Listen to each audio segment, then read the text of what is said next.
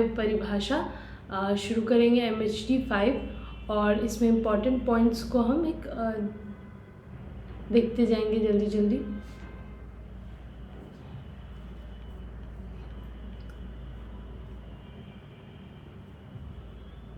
तो पहले पढ़ते काव्य लक्षण करते समय कहा गया है कि उसमें निम्नलिखित विशेषताएं होनी चाहिए, मतलब काव्य लक्षण की विशेषताएं पढ़ेंगे। काव्य लक्षण में अतिव्याप्ति और अव्याप्ति का दोष नहीं होना चाहिए। मतलब अव्याप्ति दोष से तात्पर्य है विषय का अतिव्याप्ति से मतलब तात्पर्य है विषय का अनावश्यक अतिविस्तार। ठीक है, जैसे भामा का काव्य लक्षण शब्दार्थ के सहभाव का नाम काव्य है। उसी तरह से यह लक्षण काव्य का लक्षण न होकर मूलतः वाडम्य का है, इसलिए भामा के काव्य लक्षण में अतिव्याप्ति का दोष माना जाएगा। ठीक है, इसी प्रकार अव्याप्ति दोष का अर्थ है अपूर्ण विस्तार। ठीक है, उदाहरण के लिए वर्ड्सवर्थ का काव्य लक्षण कविता तीव्रतम भावों का सहज उछलन है, यह मूलत प्रगति काव्य का लक्षण है। ठीक है, इसीलिए वर्ड्सवर्थ का जो काव्य है उसको अव्यापित का दोष होगा उनके काव्य में। फिर लक्षण सूत्रबद्ध होना चाहिए, अर्थात सारगर्भित, संक्षिप्त और अर्थवान होना चाहिए। काव्य के ये लक्षण हैं। लक्षण में कोई पारिभाषिक शब्द नहीं होना चाहिए। पारिभाषिक शब्द मतलब रस, जैसे शास्त्र से अपरिचित व्यक्ति के लिए असंभव है रस को समझ पाना, रस के स्वरूप को समझ पाना। इसलिए काव्य लक्षण में रस, वक्रोक्ति, अलंकार जैसे पारिभाषिक शब्दों का प्रयोग होता है तो वहाँ कठिनाई उत्पन्न होती है। कथन का अति विस्तार नहीं होना चाहिए। कथन का अति विस्तार नहीं होना चाहिए। इससे क्या होता है, अंतर विरोधों को जन्म देता है। लक्षण तार्किक, स्पष्ट, सहज बोधमय होने चाहिए। जो हम बोलते भी हैं कि किसी भी चीज़ को तार्किकता से, स्पष्ट से और सहजता से लिखना चाहिए, उसी ये भी काव्य के भी ये लक्षण है। घोर दार्शनिक प्रत्ययों को लक्षण में स्थान नहीं मिलना चाहिए, क्योंकि ब्रह्म, माया आदि दार्शनिक अवधारणाएं पूर्व मीमांसा और उत्तर मीमांसा में गहन सूक्ष्म विवाद का मुद्दा होती है। सामान्य व्यक्ति उनसे अनभिज्ञ होता है। थोड़े अपार अर्थ का गुण, मतलब ये लिखा, निष्कर्ष यह है कि अर्थ अमित अति आखर थोड़े, मतलब थोड़े शब्दों में अपार अर्थ का गुण अर्थात सूत्रबद्धता का गुण ही लक्षण की शक्ति है। अब पढ़ते संस्कृत आचार्यों द्वारा दिए गए काव्य लक्षण। क्वेश्चन भी ऐसे आता है ना। तो सबसे पहले भरत मुनि के बारे में दिया हुआ है कि भरत मुनि ने नाटक पर आधारित काव्य लक्षण प्रस्तुत किया। भरत मुनि ने लोक कल्याणकारी काव्य के 7 लक्षण माने। मृदु ललित पदावली, गूढ़ शब्दार्थहीनता, सर्वसुगमता, युक्तिमता, नृत्य में उपयोग किए जाने की योग्यता, रस के अनेक स्रोतों को प्रवाहित करने का गुण, संधि युक्तता। इनमें से 5वें और 7वें लक्षण में नाटक पर बल है, मतलब नृत्य में उपयोग किए जाने योग्यता और संधि युक्तता में नाटक पर बल है। शेष में गुण, रीति, अलंकार, औचित्य, रस आदि का निर्देश है। तो संस्कृत आचार्यों द्वारा दिए गए काव्य लक्षण में सबसे पहले पढ़ते हैं भामा। अलंकारवादी भामा का काव्य लक्षण इस प्रकार है। शब्दार्थों सहितो काव्यम, मतलब काव्य अलंकार पुस्तक में निहित है, अर्थात शब्द और अर्थ दोनों का सहभाव काव्य है, इनका कहना था। फिर दंडी के बारे में अगर पढ़ें तो आचार्य दंडी ने काव्य दर्श नामक पुस्तक लिखी। दंडी ने काव्य के शरीर पर विचार करते हुए कहा कि शरीरांत वदृष्टार्थ व्यंजना पदावली ही काव्य है। उनके द्वारा निरूपित शरीर तदावृष्ट का तदाभाव शब्द जो है वाक्य अलंकारों के लिए भी प्रयुक्त हुआ। उनका मत है कि केवल उसी शब्द समूह को काव्य शरीर कहा जा सकता है जो काव्य के लिए अभिलक्षित सरसता से युक्त हो और काव्य प्रतिभा से युक्त सुंदर पदावली से विच्छिन्न हो। काव्य शब्दों के गुणालंकार संस्कृत्यो शब्दार्थ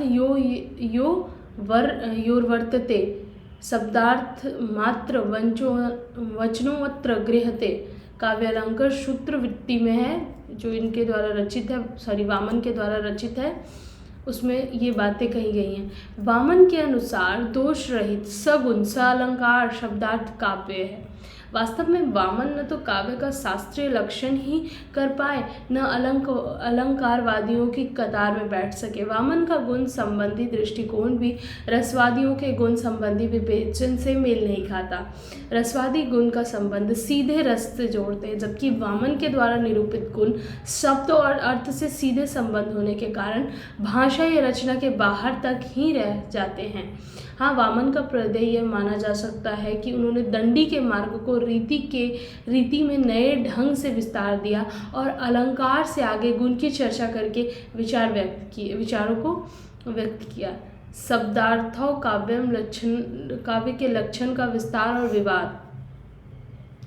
अलंकारवादी आचार्य रुद्रट ने काव्य का लक्षण किया नून शब्दार्थों काव्यम।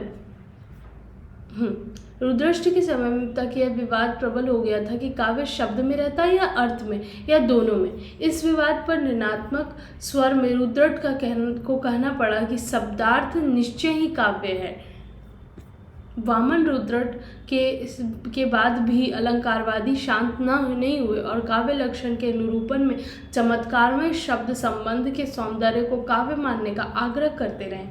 इन आचार्यों में हेमचंद्र, विद्यानाथ, वाग्भट, जयदेव आदि प्रमुख हैं। तो यहाँ पे रचनाएं लिखी गई हैं अलग अलग जो थे विचारक उनकी। इन काव्य लक्षणों से स्पष्ट है कि ये सभी आचार्य भामा और मामट के काव्य लक्षण को ही थोड़े बहुत फेर से पुनरावृत्त करते रहे। इनमें न मौलिकता थी न काव्य को ठीक से समझने की शक्ति। बाद में अग्नि पुराणकार ने कहा, जो गुणों से युक्त और दोषों से मुक्त हो उसे काव्य कहते हैं। इन आचार्यों ने यह सोचने तक का प्रयास नहीं किया महान प्रतिभा दोष मुक्त नहीं हो सकती। फिर पढ़ते आनंदवर्धन। ठीक है, अलंकार युग के आचार्य काव्य लक्षण के संबंध में विचार करते हुए काव्य के शरीर पक्ष और बाह्य सौंदर्य को ही प्रधानता देते रहे। नतीजा यह हुआ कि उन्होंने काव्य के आत्मा तत्व अथवा आंतरिक सौंदर्य की उपेक्षा की। वे रस रीति गुण को भी अलंकार सौंदर्य से ही समझाते रहे। अंततः 9वीं शताब्दी में आचार्य आनंदवर्धन ने इस परंपरा का विद्रोह किया। आनंदवर्धन का ध्वन्यालोक इसी विचार क्रांति का दस्तावेज है। आनंदवर्धन ने काव्य की आत्मा ध्वनि को मानते हुए अलंकार और अलंकार्य की पृथकता घोषित की। उन्होंने रस और हृदय की काव्य अनुभूति को प्राय महत्व दिया और नए ढंग की काव्य लक्षण परंपरा की शुरुआत की। अब आते कुंतक। अपनी मौलिक प्रतिभा के बल पर आचार्य कुंतक ने आनंदवर्धन और अभिनव गुप्त के काव्य दर्शन की वस्तुवादी व्याख्या की। उन्होंने वक्रोक्ति को काव्य का व्यापक गुण मानते हुए उसे काव्य की आत्मा कहा। कवि कर्म सामान्य आदमी के मार्ग से भिन्न है।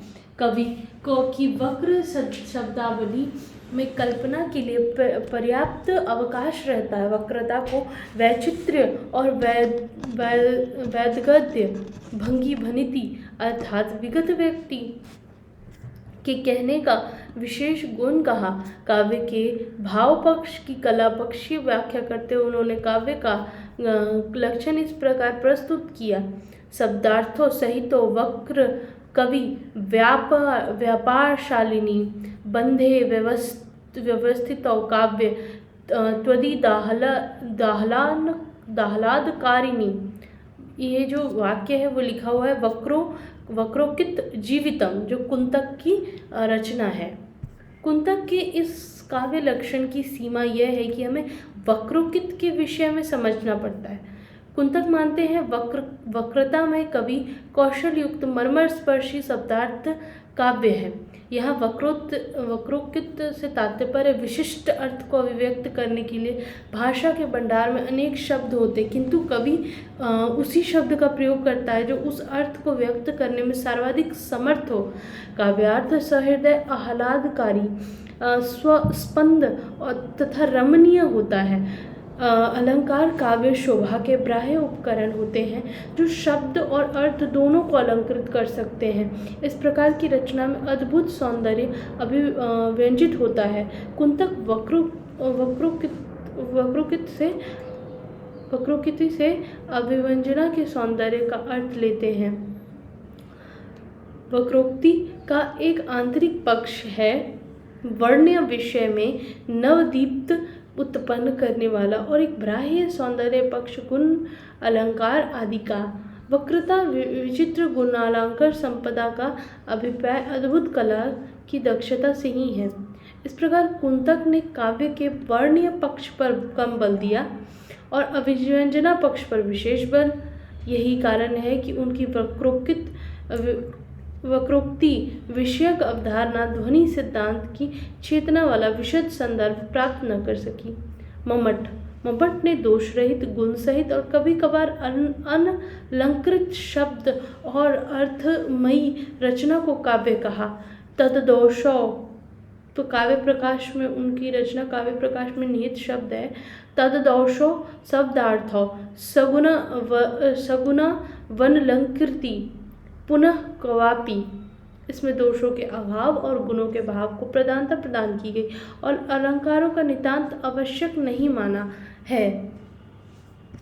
उसके बाद है विश्वनाथ ने मम्मट की इस काव्य परिभाषा की आलोचना करते हुए कहा कि श्रेष्ठ से श्रेष्ठ कविताओं में भी कभी कभार दोष निकल ही आता है, और दोष निकल आने पर भी हम उसे कविता की श्रेणी से खारिज नहीं कर देते। अतः अदोषौ एक नकारात्मक लक्षण है। दूसरी बात यह है कि यदि अलंकार कविता के लिए आवश्यक नहीं है, जो उनकी चर्चा का ही कोई औचित्य नहीं है, इस परिभाषा में न रस का संकेत है, न ध्वनि का, न वक्रोक्ति का केवल गुण का संकेत है। प्रश्न उठता है कि मम्मट का यह काव्य लक्षण इतना प्रसिद्ध क्यों रहा? अपनी सरलता के कारण यह लोकप्रिय और वास्तविकता यह है कि इसमें मौलिकता कम, समझौते की प्रवृत्ति अधिक दिखाई पड़ती है। मम्मट अलंकारवादियों को भी खुश करना चाहते हैं और गुणवादियों को भी। शब्द और अर्थ दोनों मिलकर ही काव्य हैं। यह कथन भी पुराने विवाद के शमन का प्रयत्न है। वामन ने दोष त्याग तथा गुणालंकार की बात पहले ही कह दी थी। इस प्रकार मम्मट ने रस और ध्वनिवादियों का विरोध नहीं किया तथा रसावाद का समर्थन करते रहे हैं।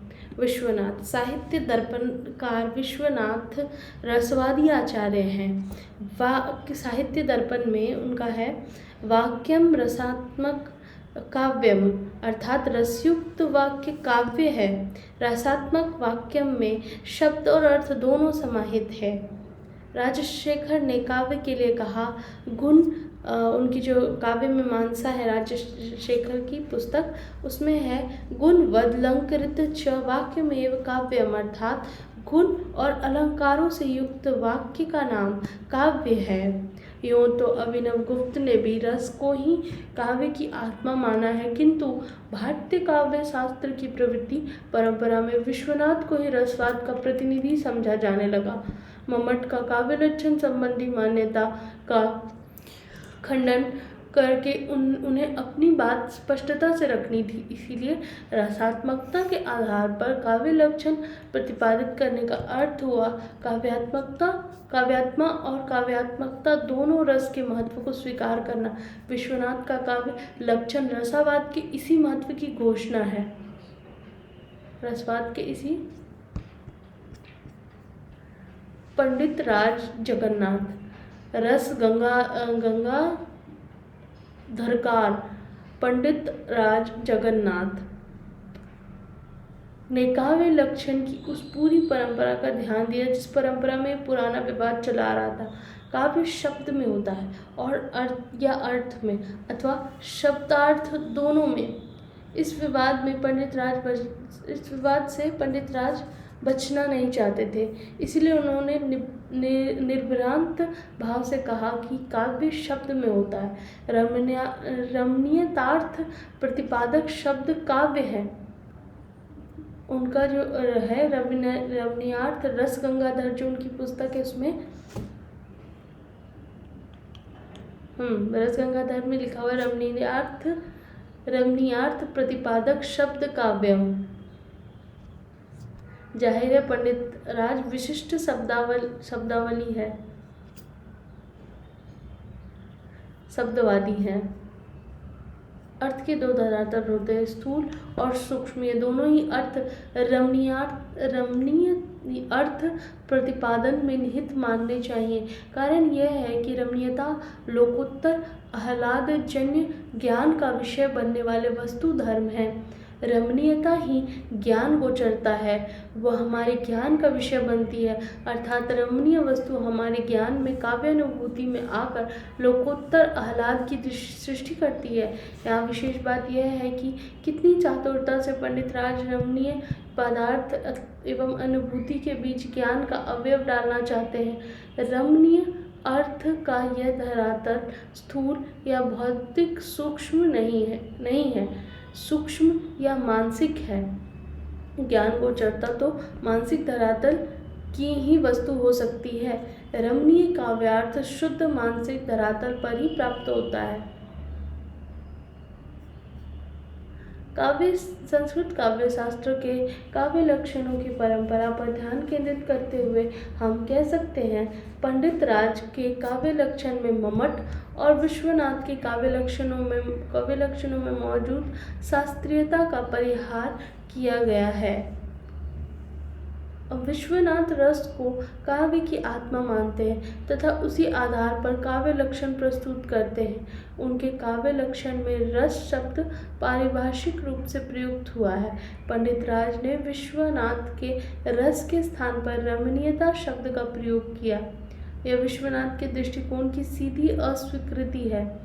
यह इस अस्वीकृति का कारण है कि यदि रसादी ध्वनि को ही काव्य की आत्मा माना जाएगा तो उसी के आधार पर काव्यत्व की महिमा का निर्णय होगा, तो वस्तु ध्वनि का और अलंकार ध्वनि वाले काव्य उसमें उपेक्षित ही रह जाएंगे, जबकि वस्तु ध्वनि और अलंकार ध्वनि वाले काव्यों को उत्तम कोटि का काव्य स्वीकार किया गया है।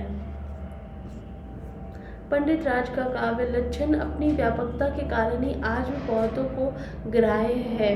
उनकी रमणीयता की अर्थ सीमा बहुत खुला क्षेत्र देती है। सभी ललित कलाओं का सौंदर्य इसमें आ जाता है। चित्र, मूर्ति, वास्तु, काव्य कलाएं रमणीय अर्थ देती हैं और संगीत रमणीयता। अभिनव गुप्त के मत से रमणीयता चाहे रमणीय अर्थ के प्रतिपादक शब्द पर आधारित न हो, पर उसमें सौंदर्य अनुभूति की अर्थलय रहती है। कहा जा सकता है कि आज भी पंडित राज का काव्य लक्षण नकारने की चीज़ नहीं है, नए युग संदर्भों में विचार करने की चीज़ है। पाश्चात्य काव्य शास्त्र में काव्य लक्षण। पाश्चात्य काव्य शास्त्र का आरंभ प्लेटो मतलब 427 ईसा पूर्व से 347 ईसा पूर्व से होता है। आचार्य प्लेटो ही पाश्चात्य ज्ञान विज्ञान के आदि स्रोत हैं। उन्होंने साहित्य की विभिन्न समस्याओं पर विचार किया, किंतु उन्होंने काव्य की परिभाषा देने का प्रयत्न नहीं किया, केवल विवेचना किया। काव्य पर विचार करते हुए कहा कि काव्य प्रकृति का अनुकरण है और प्रकृति सत्य का अनुकरण है।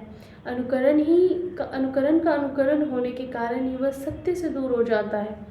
प्लेटो के शिष्य अरस्तु ने अपने गुरु के इस विचार को प्रबल तर्कों से खंडन किया।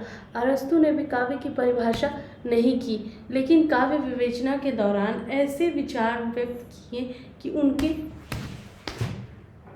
उनके आधार पर काव्य लक्षण का निर्माण किया जा सकता है।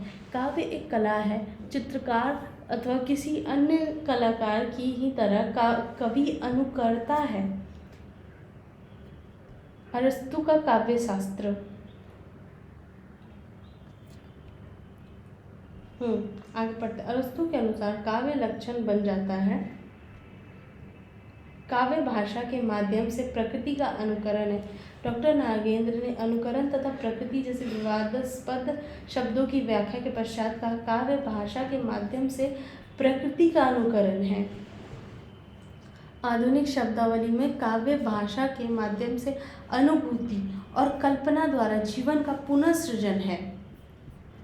लाजाइनस ने का नाम यूनानी काव्य शास्त्र में अरस्तु के बाद आदर के साथ लिया जाता है। उनकी कृति पोरिप्सुस काव्य में उदात्त तत्व में कला के आधारभूत सिद्धांतों का विवेचन किया गया, लेकिन वे भी अरस्तु की बातें ही काव्य और प्रकृति के अंतर संबंध पर विचार करते हैं।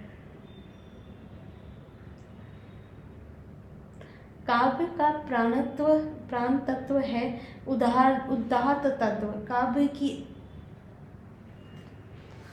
अंतर वस्तु और अभिव्यंजना दोनों में उसकी सही व्याप्ति से ही रचना महान और उत्कृष्ट बनती है। लांजाइन्स ने काव्य लक्षण देने का प्रयत्न नहीं किया, लेकिन काव्य लक्षण के सूत्र दिए। औदात्य अभिव्यंजना और उदात्त भाषा, ठीक है। इसके अलावा उदात्त एक या दो तत्व की सिद्धि नहीं, वरन रचना के समुचित आने बाने पर आधारित दुशात्य उपलब्धि है। प्रकृति ही सृजन शक्ति का मूल है। कला इस प्रकृति के सौंदर्य का ही रूप है। प्रकृति अव्यवस्था में व्यवस्था स्थापित करने के लिए सजग और सक्रिय रहती है। उदात्त के 5 उद्गम स्रोत हैं। उद्गात निसर्गजात प्रतिभा है, उत्पाद्य नहीं। अपने पूर्ववर्ती महान कवियों और लेखकों का अनुकरण तथा उनसे स्पर्धा अपने इन मंतव्यों से लांचाइन्स, प्लेटो और अरस्तु के निकट पहुंच जाते हैं। उनका काव्य लक्षण बनता है उदात्त काव्य भाषा के माध्यम से प्रकृति का अनुकरण, उदात्त महान आत्मा की प्रतिध्वनि। अरस्तु की काव्य भाषा वस्तुपरक होने पर भी विवाद के केंद्र में रही। अरस्तु से प्रभावित यूरोप के परवर्ती आचार्यों ने प्रकृति तथा अनुकरण को काव्य लक्षण में अनिवार्य महत्व दिया। ड्राइडन ने काव्य लक्षण किया, काव्य भावपूर्ण तथा छंदोबद्ध भाषा में प्रकृति का अनुकरण है। और मैथ्यू आर्नल्ड ने कहा, काव्य सत्य और काव्य सौंदर्य के सिद्धांतों द्वारा निर्धारित उपबंधों के अधीन जीवन की आलोचना का नाम काव्य है। यहाँ आलोचना का अर्थ समग्र जीवन की समीक्षा। स्वच्छंदवादी कवि आलोचकों ने अरस्तु, ड्राइडन और मैथ्यू आर्नल्ड से विपरीत दिशा में जाकर काव्य लक्षण प्रस्तुत किए हैं। उनकी मूल दृष्टि एकदम व्यक्तिपरक है। उदाहरण के लिए वर्ड्सवर्थ और कॉलरिज के काव्य लक्षण शैली और ली हंट के काव्य लक्षण लिए जा सकते हैं। विलियम वर्ड्सवर्थ बलवती भावनाओं का सहज उच्छलन होती है, मतलब विलियम वर्ड्सवर्थ के अनुसार अस्वीकार करते हुए कहा है कि कविता जो है बलवती भावनाओं का सहज उच्छलन होती है। शांत अवस्था में न भाव के स्मरण में उसका उद्भव होता है। फिर कवि की संवेदनशीलता और सौंदर्य ग्रहण क्षमता साधारण मनुष्यों की अपेक्षा अधिक होती है। मानव और मानवेतर प्रकृति का उसे अधिक ज्ञान होता है। उसकी कल्पना शक्ति में अप्रत्यक्षता को भी प्रत्यक्ष और मूर्त करने की क्षमता होती है। वर्ड्सवर्थ की काव्य परिभाषा कविता बलवती भावनाओं का सहज उच्छलन है। स्वच्छंदवादी प्रवृत्ति का सहज प्रतिफलन, स्वच्छंदतावादी प्रवृत्ति का सहज प्रतिफलन है। वर्ड्सवर्थ ने काव्य लक्षण में जो अन्य बातें कही वे काव्य परिभाषा पर कम, काव्य की सृजन प्रक्रिया पर ज़्यादा प्रकाश डालती है। अनुस्मरण केवल स्मरण नहीं है बल्कि भाव का भावन है। विद्वानों का विचार है कि वर्ड्सवर्थ इस परिभाषा में अव्यापित का दोष है। ठीक है, यह काव्य की परिभाषा न होकर काव्य के एक भेद तक सीमित परिभाषा है जिसके भीतर प्रबंध काव्य समाहित न ही हो पाता।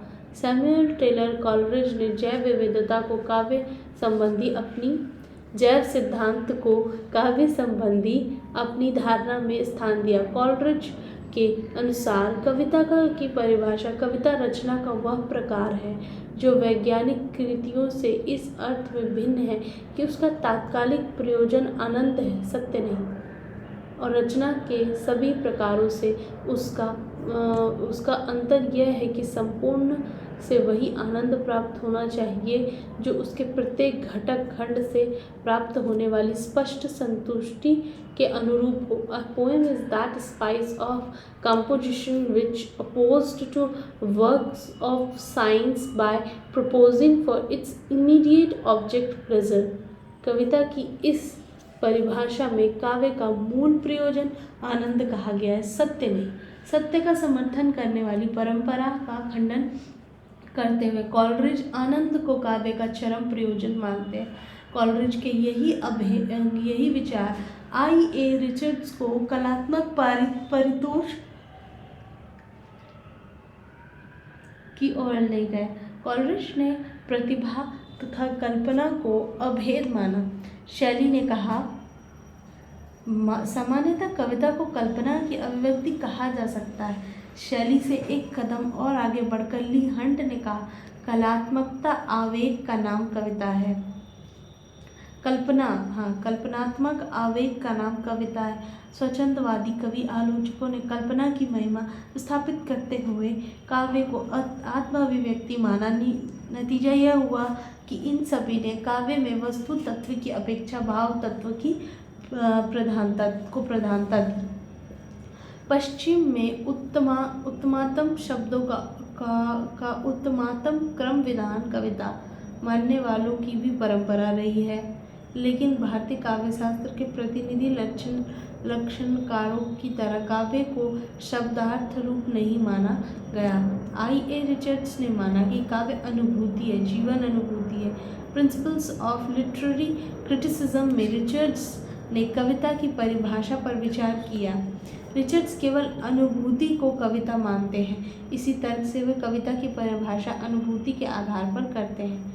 कविता अनुभूतियों का एक ऐसा वर्ग है जो मानक अनुभूति से प्रत्येक विशेषता में भिन्न होती हुई भी किसी विशेषता में एक खास मात्रा में भिन्न नहीं होती। रिचर्ड्स की इस परिभाषा को विद्वान ने दुरह जटिल अस्पष्ट कहा है। T.S. एलियट ने काव्य चिंतन में एंटी रोमांटिक रवैया अपनाते हुए घोषित तौर पर कहा कि रचनाकार जितना ही उत्कृष्ट होगा उसमें भोक्ता और रोष्टा का अंतर उतना ही स्पष्ट होगा। उन्होंने काव्य लक्षण का संकेत इस प्रकार दिया कि एक नया विचार उभरकर सामने आ गया। एलियट ने कहा, कविता या कला कवि के व्यक्तित्व की अभिव्यक्ति नहीं, क्योंकि उसे व्यक्तित्व की अभिव्यक्ति करना ही नहीं, वह तो अभिव्यक्ति का एक माध्यम मात्र है जो केवल माध्यम है, व्यक्तित्व नहीं। The poet has not a personality to express but a particular medium which is only a medium and not a personality। काव्य भाषा का स्वच्छंद प्रवाह नहीं, काव्य भाव का स्वच्छंद प्रवाह नहीं, भाव से मुक्ति या पलायन है, वह व्यक्तित्व की अभिव्यक्ति नहीं, व्यक्तित्व से मुक्ति है।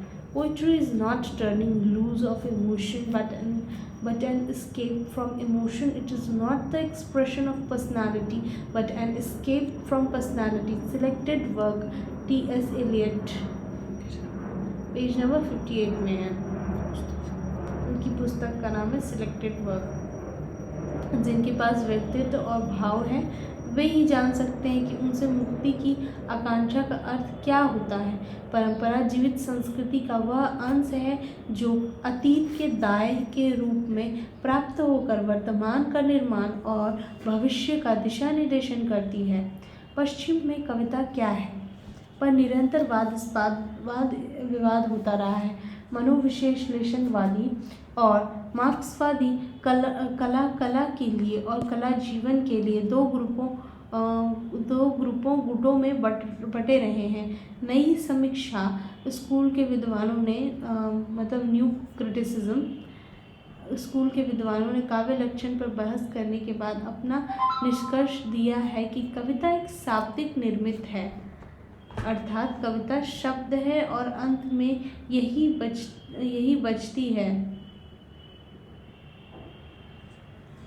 कि कविता शब्द है।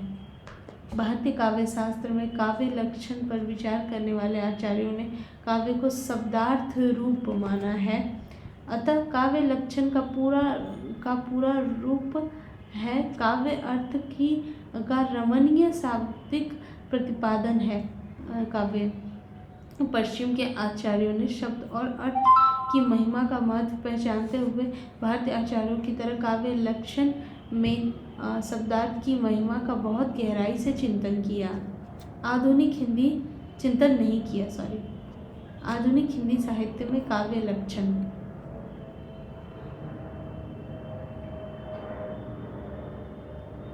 तो सब जगह सिलेक्टेड पॉइंट ही पढ़ेंगे, इसमें बहुत ज़्यादा सारी चीज़ें हैं। प्लस दिक्कत ये भी कि इसमें समझ में ना आने वाली चीज़ें भी बहुत सी हैं कि काव्य परिभाषा क्या है। सबके अकॉर्डिंग अलग अलग, जितने भी दार्शनिक रह चुके हैं उनके लिए अलग अलग परिभाषा है। तो पाश्चात्य जो हिंदी साहित्य के जो है काव्य, उनके लिए काव्य लक्षण कुछ और है। अब उसके बाद आधुनिक का हम लोग पढ़ेंगे कि आधुनिक हिंदी साहित्य में काव्य लक्षण क्या है।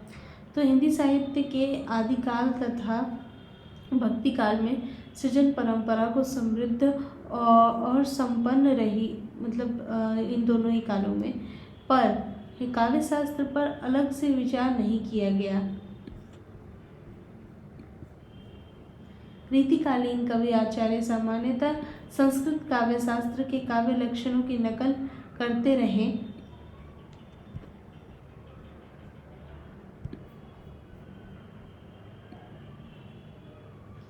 वास्तव में रीतिकाल के कवि आचार्यों में मौलिक काव्य लक्षण करने की ताकत न थी।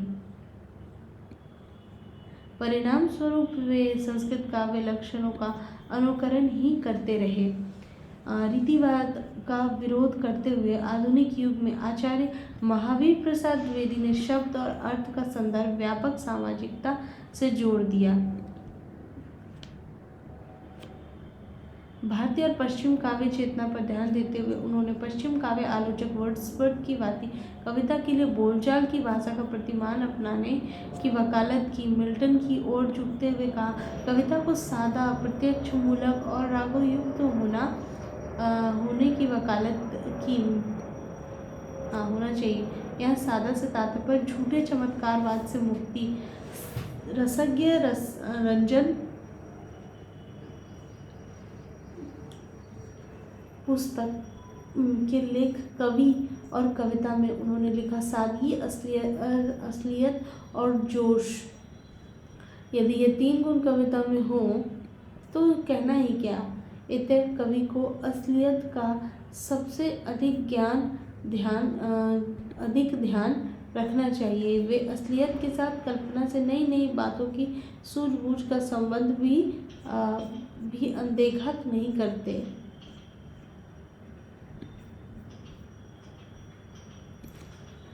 भारतेंदु युग और द्विवेदी युग की नवजागरण कालीन मानसिकता का सबसे अधिक प्रबल विस्फोट आचार्य रामचंद्र शुक्ल के निबंध कविता क्या है में हुआ।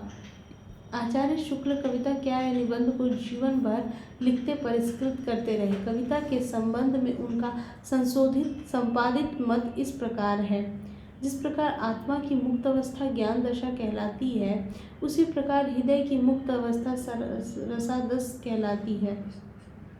रस दशा कहलाती है। हृदय की इसी मुक्त अवस्था के लिए मनुष्य की वाणी जो शब्द विधान करती आई है उसे कविता कहते हैं। इस साधन को हम भाव योग कहते हैं और कर्म योग और ज्ञान योग का समकक्ष मानते हैं। उनकी पुस्तक चिंतामणि भाग 1 पृष्ठ 192 में ये कथन उन्होंने लिखा है। आचार्य शुक्ल के रसवादी प्रतिमान कविता क्या है में सक्रिय रहे पर रसदशा बड़ी चीज बन गई। जब तक कोई कोई अपनी पृथक सत्ता की भावना को ऊपर किए इस क्षेत्र के नाना रूपों और व्यापारों को अपने योग, क्षमा, हानि, लाभ, सुख, दुख आदि के संबंध के सामने जब भी वह अपनी पृथक सत्ता की धारणा से छुटकारा, अपने आप को बिल्कुल भूलकर विशुद्ध अनुभूति मात्र रह जाता है, तब वह मुक्त हृदय हो जाता है। अपने हृदय को लोक हृदय में मिला देना ही रस दशा है।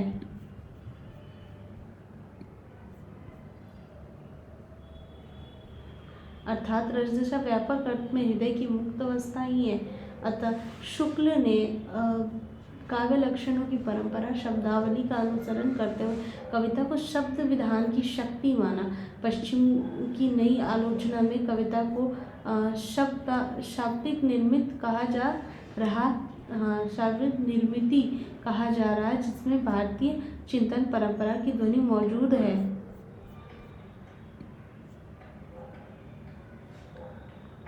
हिंदी के छायावादी कवियों ने काव्य लक्षण पर नए ढंग से विचार किया। सूर्यकांत त्रिपाठी निराला स्वतंत्रतावादियों के ढंग पर काव्य की परिभाषा दी कि कविता विमल हृदय का उच्छ्वास है। तुम विमल हृदय उच्छ्वास और मैं कांत कमनी कविता काव्य अभिव्यक्ति है। यह धारणा प्रसाद पंत और महादेवी भी व्यक्त करते हैं। छायावादी को सामाजिक सांस्कृतिक परंपरा के मूल से जोड़कर जयशंकर प्रसाद ने काव्य को आत्मा की संकल्पना अनुभूति कहा है।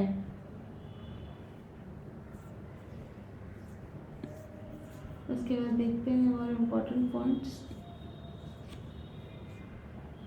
की अनुभूति क्या। काव्य आत्मा की संकल्पना अनुभूति है, जिसका संबंध विश्लेषण, विकल्प और विज्ञान से नहीं है। वह एक श्रेयमयी रचना, प्रेम रचनात्मक ज्ञान धारा है। आत्मा की मनन शक्ति की असाधारण अवस्था, जो श्रेय सत्य को उसके मूल चारुत्व में सहसा ग्रहण कर लेती है। काव्य में संकल्पना मुक्त अनुभूति कही जा सकती है।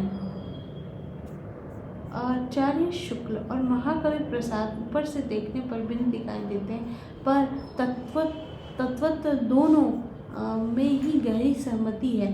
कविता को अनुभूति योग या भाव योग माना। पश्चिमी स्वतंत्रवादी कवियों का सबसे कम असर आचार्य शुक्ल पर है, प्रसाद जी पर तो लगभग था ही नहीं। ये दोनों अपनी काव्य चिंतन भूमि पर खड़े रहकर पश्चिम के काव्य चिंतन का अर्थ ग्रहण कर रहे थे।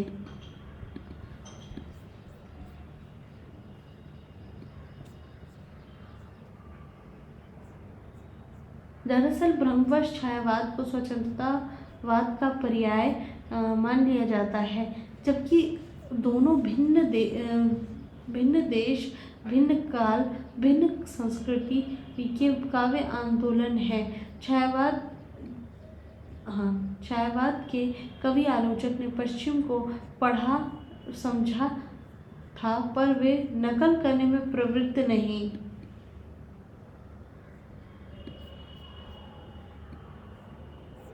छायावाद के आत्माभिव्यक्ति सिद्धांत में व्यक्तिक अनुभूति पर अधिक बल देने के कारण इनकी दृष्टि कवि केंद्रित रही, काव्य केंद्रित नहीं। आगे चलकर इसका विरोध प्रगतिवादी तथा नई कविता के काल में हुआ। एंटी रोमांटिक रुझान के लिए अज्ञ और टी.एस. इलियट दोनों महत्वपूर्ण माने गए।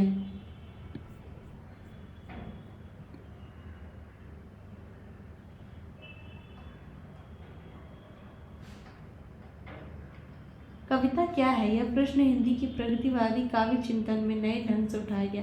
यहाँ कविता की व्याख्या उसको विकासमान पर सामाजिक वस्तु मानकर की गई, ऐसी वस्तु जिसका सृजन व्यक्ति प्रयास का परिणाम होते हुए भी मूलतः सामाजिक और सांस्कृतिक भूमि पर केंद्रित होता है। कविता में प्रयास का परिणाम होता है और काव्य जो है कविता में सांस्कृतिक परंपराओं की संवेदना का समाहार रहता है। गजानन माधव मुक्तिबोध ने कहा, काव्य एक सांस्कृतिक प्रक्रिया है। प्रगतिवादी काव्य प्रक्रिया को छायावादी काव्य प्रक्रिया से भिन्न मानते हुए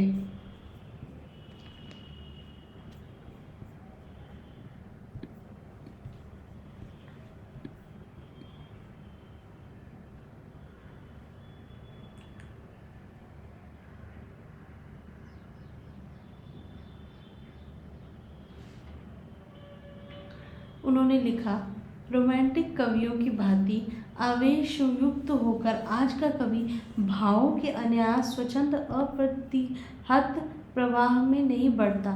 इसके विपरीत वह किन्हीं अनुभूत मानसिक प्रतिक्रियाओं को ही वाक्य करता है। कभी वह इन प्रतिक्रियाओं की मानसिक रूपरेखा प्रस्तुत करता है, कभी वह उस रूपरेखा में रंग भर देता है।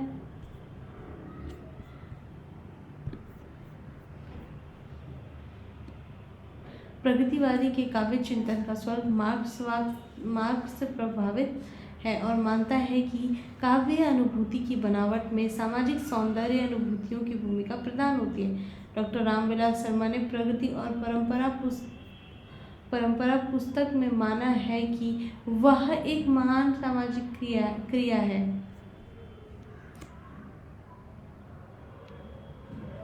वह मतलब काव्य जो है एक महान सामाजिक क्रिया है।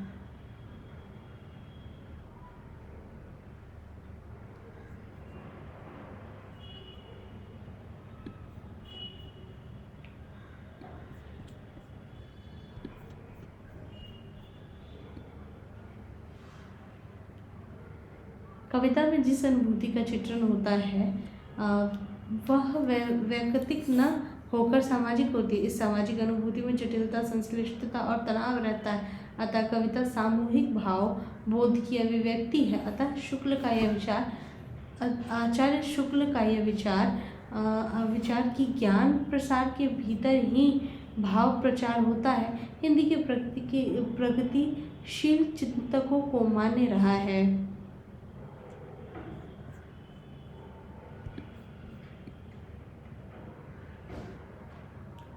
कविता क्या है? नई बहस का आरंभ।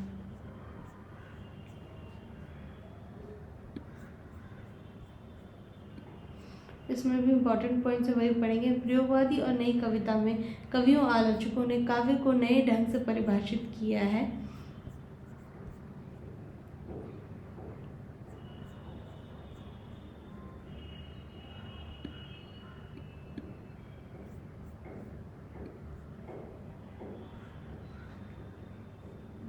कविता चिंतक अव्यय ने बदले हुए रागात्मक संबंधों की बात उठाई है। कवि चिंतक अज्ञे ने बदले हुए रागात्मक संबंधों की बात उठाई।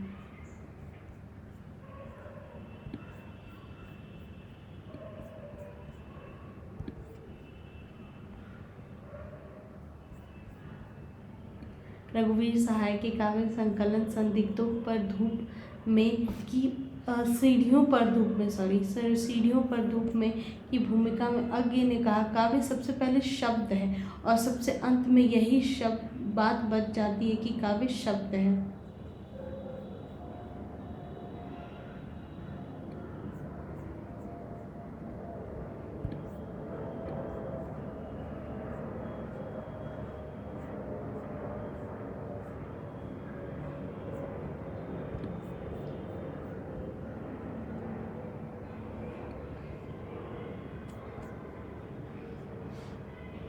श्री लक्ष्मीकांत वर्मा नई कविताओं के प्रसिद्ध सिद्धांतकार और कवि हैं। उनके विचार से कविता आत्मपरक अनुभूति की रागात्मक अभिव्यंजना है और नई कविता लघु मानव के लघु परिवेश की सच्ची अभिव्यक्ति।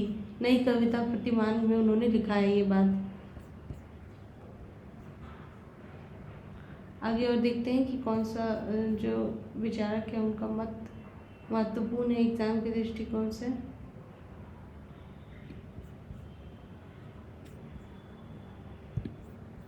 कुंवर नारायण ने तीसरा सप्तक के कवि वक्तव्य में कहा कि कविता मेरे लिए कोरी भावुकता की हाय न होकर यथार्थ के प्रति एक प्रौढ़ प्रतिक्रिया की मार्मिक अभिव्यक्ति है।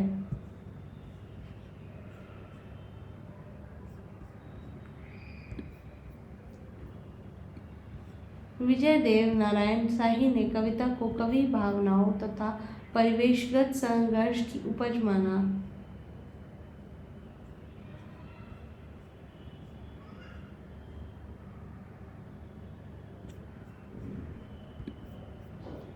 टी.एस. इलियट और आई.एस. रिचर्ड के काव्य चिंतन ने नई समीक्षा के बीज हैं। न्यू क्रिटिसिज्म ने माना कि कविता एक शब्द निर्मित है। वर्बल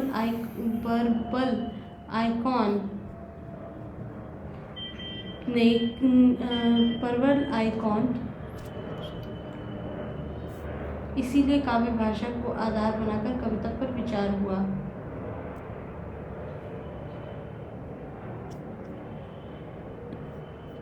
नए काव्य चिंतन के इसी दौर में छायावाद के आलोचक डॉक्टर नागेंद्र ने कविता क्या है शीर्षक लेख लिखा। इस लेख में डॉक्टर नागेंद्र छायावाद के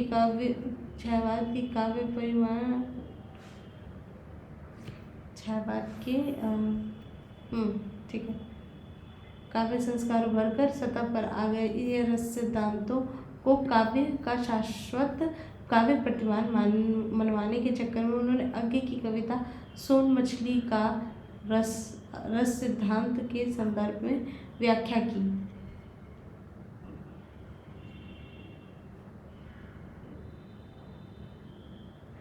तो इसके अलावा देख लेते हैं कुछ अगर इम्पोर्टेंट होगा तो ठीक है, नहीं तो फिर हम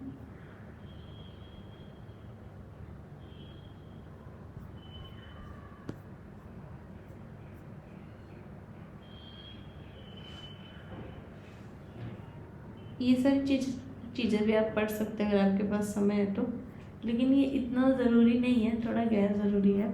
अब पढ़ेंगे काव्य प्रेरणा और काव्य हेतु।